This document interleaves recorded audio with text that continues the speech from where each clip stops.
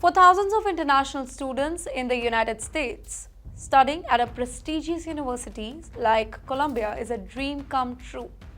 But for a 37-year-old Indian student, Ranjani Srinivasan, that dream turned into a nightmare when the US immigration officials suddenly revoked her student visa.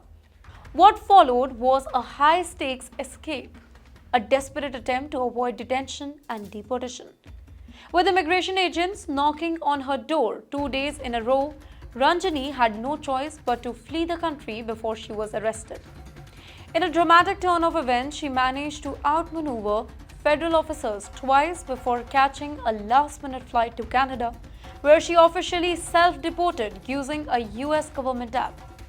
Her case is a part of larger crackdown by the US authorities on international students involved in pro-Palestine protests, specifically after tensions escalated on university campuses over Israel's war in Gaza. Ranjani insisted that she was unfairly targeted and she had never supported violence. But for the US government, she was considered a threat and was quickly forced out of the country. Her story has sparked widespread debates on immigration enforcement, student rights, and freedom of speech in America. But the question is, how exactly did she manage to evade immigration officials twice before making her escape? Let's dwell deeper. Ranjani's trouble began back in March 5, 2025, when she suddenly received news that her student visa had been revoked by the US authorities.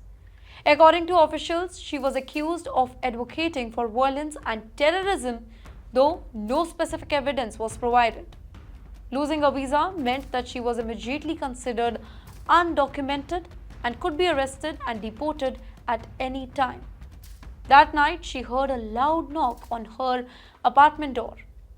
When she checked through the peephole, she saw 3 federal immigration agents standing right outside. By sheer luck, she wasn't home at that point of time. When she returned, she realized that she had narrowly avoided being detained. The gravity of the situation sank in. She had 2 choices: stay and risk arrest or leave the country as soon as possible. But you know what? Before she could make a decision, immigration agents came back the very next day. On March 6, just hours before her fellow Columbia University student Mahmood Khalil was detained, Ranjani once again heard a loud thud on the door. This time, she was inside the apartment. Instead of answering, she stayed completely silent, pretending that she wasn't home. She held her breath as the officers waited outside for several minutes before leaving. It was that moment that she knew that she had no time left. Within hours, she packed her belongings, deleted all the sensitive data from her phone and laptop, and booked the next available flight to Canada. She rushed to New York's airport, fearing that she could be detained at any moment. By the time immigration officials came back the very next day, this time with a warrant to arrest her, she was already in Canada. Her fears was not unfolded. Just a few days earlier, her fellow student, Mahmood Khalil, as I told you, a Palestinian activist, had been arrested and detained by immigration authorities. The US government was cracking down on foreign students who had participated in pro-Palestine protests on college campuses, and she realized that she was next on the list. Knowing that she had no legal way to fight back, Ranjani decided to take the only option left, and that was to self-deport before she could be forcibly removed from the country. Then on March 11, after arriving in Canada, she used the CBP Home app, a government app that allows people to self-deport voluntarily. In response, Ranjani's escape did not go unnoticed. Shortly after her self-deportation, Kristi Noem, the US Secretary of Homeland Security, issued a strongly worded statement confirming that she was no longer in the country. When you advocate for violence and terrorism, that privilege should be revoked. I'm glad to see one of the Columbia University terrorist sympathizer use the CBP Home app to self-deport. Let me tell you, Ranjani insisted that she never advocated for violence, but rather she was targeted simply for speaking out on social media. She believes that she was falsely labeled as a terrorist sympathizer for her political opinions, forcing her out of the US without due process or any chance to defend her. Let me tell you that Ranjani's case is not really unique.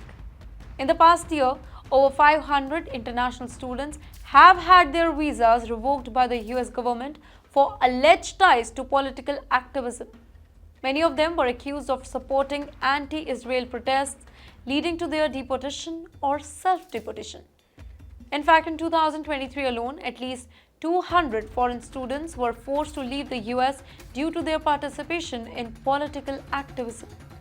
The Trump administration has tightened student visa rule, making it easier to revoke visas and cancel university enrollments. Many international students are now fearful of expressing their opinions, worried that even a simple social media post could lead to their removal from the country. Now in Canada, Ranjani is trying to figure out her next steps. She may apply for asylum, continue her PhD in another country, or fight for her right to return to the US. However, her case raises serious questions about the future of international students in America. Can students still express political opinion without fear of deportation? Is this a new form of political suppression?